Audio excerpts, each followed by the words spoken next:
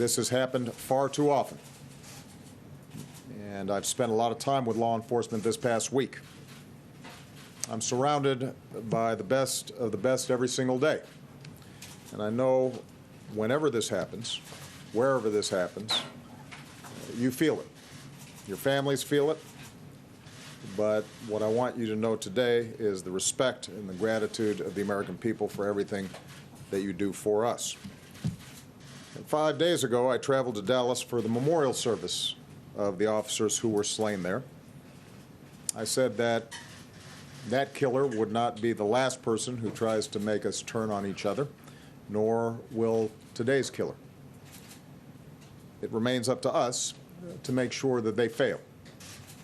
That decision is all of ours. The decision to make sure that our best selves are reflected across America, not our worst, that's up to us.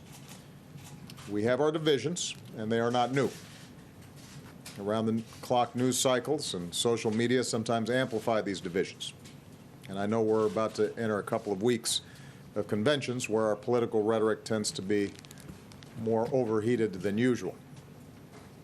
And that is why it is so important that everyone, regardless of race or political party or profession, regardless of what organizations you are a part of, everyone right now focus on words and actions that can unite this country rather than divide it further. We don't need inflammatory rhetoric.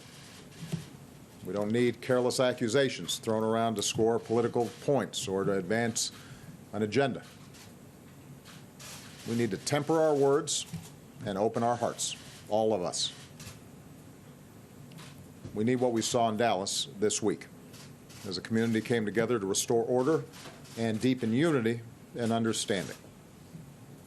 We need the kind of efforts we saw this week in meetings between community leaders and police, some of which I participated in, where I saw people of goodwill pledge to work together to reduce violence throughout all of our communities. That's what's needed right now.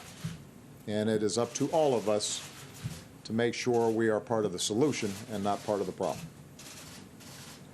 You know, someone once wrote, "A bullet need happen only once, but for peace to work, we need to be reminded of its existence again and again and again."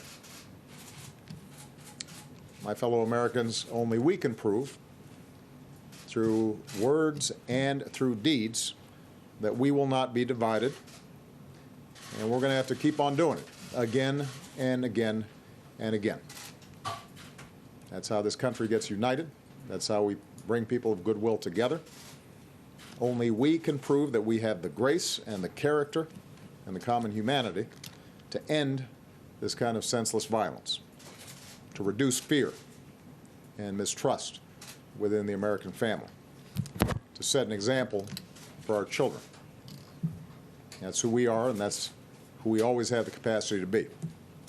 And that's the best way for us to honor the sacrifice of the brave police officers who were taken from us this morning.